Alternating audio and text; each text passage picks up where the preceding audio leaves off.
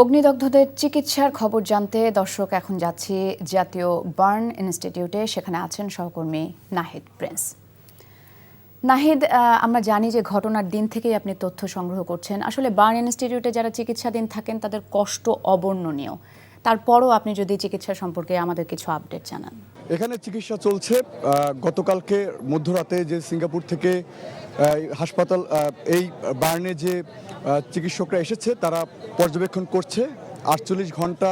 সেই পর্যবেক্ষণ করে তারপরে এখানে যারা বার্ন বেশি আছে তাদেরকে উন্নত চিকিৎসার জন্য বিদেশে নেওয়া হবে কিনা এসব পর্যবেক্ষণ তারা করছে। তারা বলছে যে যাদের বার্ন 15%-এর উপরে আছে তাদের জন্যই মূলত তারা আরও বেশি পর্যবেক্ষণ চালাবে।